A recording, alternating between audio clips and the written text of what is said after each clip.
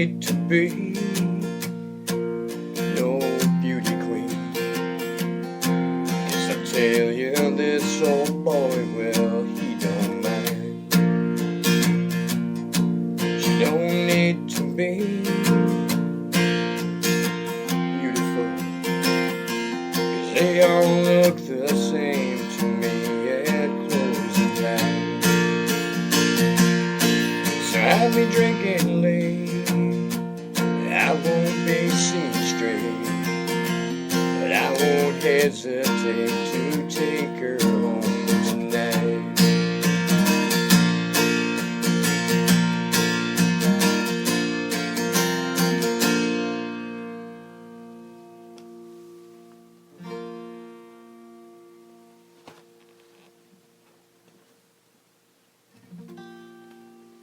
Cool. We had a little technical difficulty during that song. I didn't realize the actual power from the iPhone went out, so we lost live stream. Now I'm plugged in directly.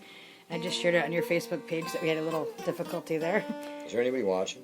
There was one listener on that, and I think there still is one on there. I don't know about this one here. Who's the listener? I really don't know. Can you let us know? Whoever's listening out there, if you're interested. Somehow reach him on his various websites or on the actual live stream event, but you can also type into Facebook and type up Eddie Riel, R-I-E-L, and leave him a message. God, my voice is bad tonight. Yeah, I've been fighting with all this rain and just, I think I might have caught a mild something or another.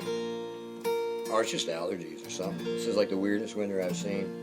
I mean, where else but New England does it go from, like 40 degrees to 10 in 4 hours, and then rain, and then dry right out so your skin's falling off you. But I love New England, no matter what. I'm definitely a hardcore New England boy.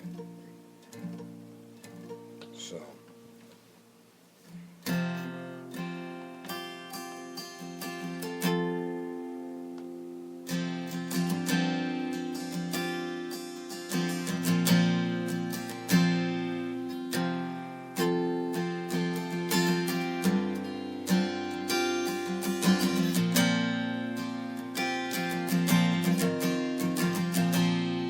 Well, Mama used to say, a hero dies one time, but a weak man, he'll just wither on the vine.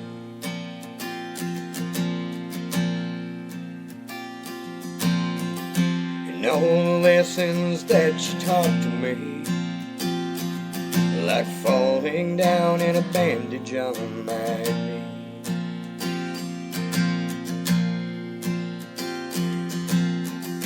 You've been there all the while. We've shared a tear, Mama, we've shared a smile. But I said and done some things to Mama that I live to regret. But the lessons that she taught this boy, he won't soon forget.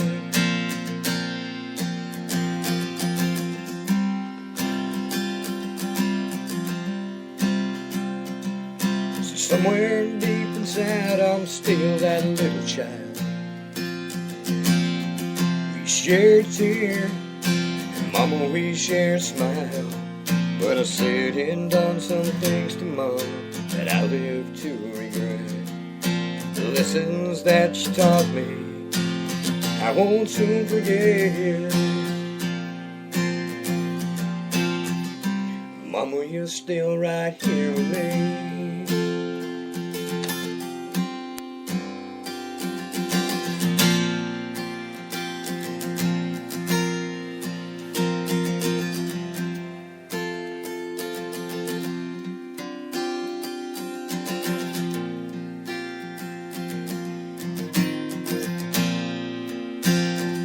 Life is long, so many memories I thought were gone. But sometimes those memories are quite thick, like the night you stayed up all night long when I was sick. Mama, you're still right here by me.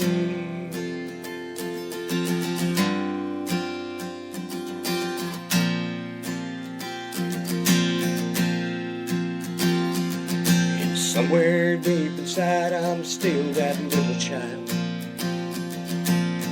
We've had our tears, Mama, we've had our smiles, but I said and done some things to Mama that I live to regret. The lessons that you taught this boy, you won't soon forget. Mama, you mean the world to me.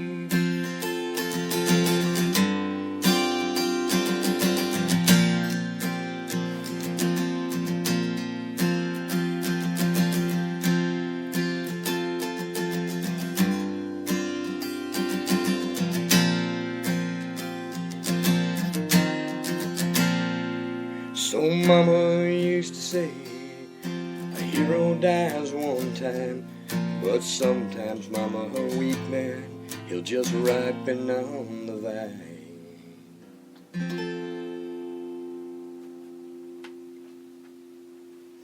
That was On the Vine, written for my mama.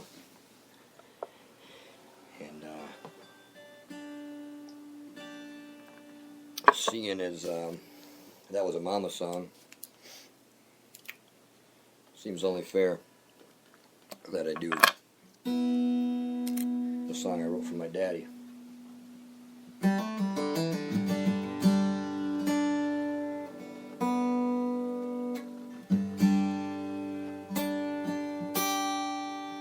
Got my window open so my guitar is going in and out of tune.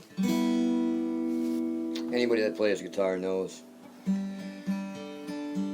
this time of year, this dry winter, especially coupled with all this wet water.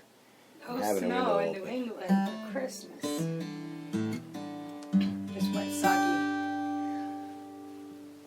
It raises holy H. There you go. With your, By the way, how's your cocoa? it's really good. Thank Cool. you. I appreciate it. I got the best wife in the world. You know, I mean, we fight like most couples. Sometimes we fight more than most couples. But we really love each other. And I run into a lot of people that ask me, they're like, you know, what's the key to being together 16 years and not divorcing and not killing each other? And you guys, God, you live in such a small place and you're poor as heck. And I'm like, well, I guess you just got to really love each other, I guess.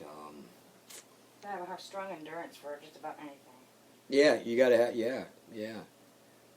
Pretty much. You And never know what the day or night's going to bring. I guess maybe it was all the bad stuff I did in my life and all the bad relationships I was in. And maybe I don't know if I'm speaking for my wife now. She really hadn't had too great of a share in life with things. So I think sometimes if you walk in the mud long enough, when you finally get on the dry land, you know enough how to navigate your footsteps. I'd say that's a pretty good analogy. I was thinking that song that John Lennon did. This song, "All You Need Is Love," because sometimes that's all you need. Really, yeah. But I mean, I'm not gonna BS you people. I mean, there's times I want to kill her. You know what I mean? And vice versa. You know, I mean, I mean, pass me the our toothpick? days ain't all lovey-dovey. Like, you know, we post the good stuff on Facebook. I mean, I would post the bad too, but I mean, I just don't think it's very Rub it. rub it. Yeah. There you go. Hey, baby. Yeah, tubes. Anyway, I don't think it's very couth, but I mean, I've Oh, you gonna roll me one? I've done a rant or two, you know, over my marriage. I mean, but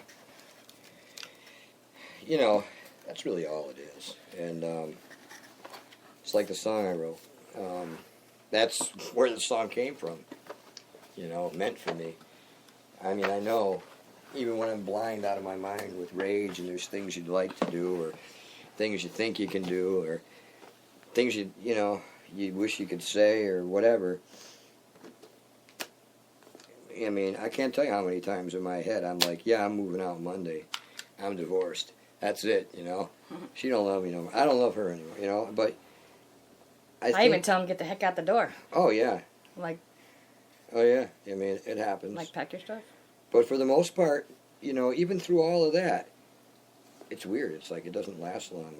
It's kind of funny, you know. I mean, I actually look at some of our spats as they're happening and as they unfold, and as And it all happens in a matter of like 10 minutes, and then everything's golden, and then an hour later you'd never knew, it's like, wow, these guys are like, the happiest newlyweds. I think the longer we've been together, the shorter the time period is. I mean, don't get me wrong, we don't beat the shit out of whoops. We don't... Sugar. We don't beat the sugar out of each other. I mean, that's ludicrous. But, there was a time in my life when I did have issues with that. And I'm not ashamed to talk about it. A recent friend and fan of mine mentioned something. I won't say no names at all, but I'm sure if you're listening, you know who you are. Mentioned of a situation that... Thank you. I guess it was pretty physical. And I don't know if I know I was never that physical when I was drinking and mad and physical years back. It seems as if this girl might have gotten a little more of a physical abuse than what I considered to be when I was physical.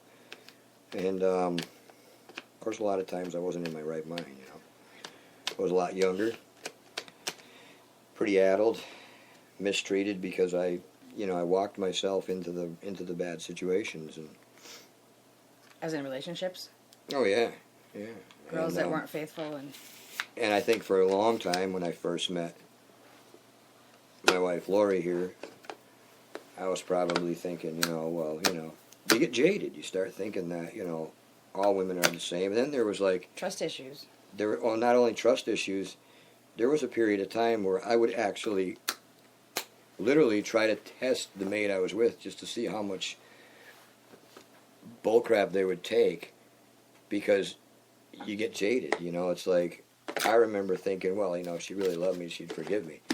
But you know what? When you're dealing with somebody who doesn't love you in the first place... it doesn't work. And if you're gauging that somebody should love you by how much they're going to put up with you, well, that was warped too, I mean. But you get warped from being in different situations, and it took a long time for me to kind of adjust. And I think I pretty much had that together before I met my wife. But I had never met anybody that was as pure as her, so... It was really strange for me, And when I met her, it was like there were still trust issues. God, I remember, and it's kind of funny because we had a spat, and before my son was even around, and things got pretty hot. And, we did a little pushing and shoving and, stopping each other from whatever. I think I ripped the phone cord out of the wall. I mean, it was crazy stuff. And needless to say, the police got called. And they got to take one or the other of you. And me being the crazy old redneck that I had been growing up, well, I was the guy that went, And I remember thinking, well, I didn't really do anything that really deserved. But they were, well, you can't do this to your phone. You can't lock the door. You can't. Doesn't matter. They didn't even give a care in the world that she pushed me or I put. They were just like, well, you're the guy. She's freaked out. You're both mad. You're going. It's domestic abuse stuff. So yeah, I got nabbed on that. Through that though. I remember having to go and go to this, which I thought was foolish. I still think it's foolish. It was an anger management course, which really didn't do anything for me at all. And I saw all the guys that were in there, again, go out on the street and go back to the same stuff, abusing their women, getting drunk and whatever. And the guy made some good points in there, that was running it, but it was mostly a big old money racket, I think. And, but while I was watching all of that, and it was around that time that I found out that she was pregnant from a child. I think that's what we were fighting about to begin with.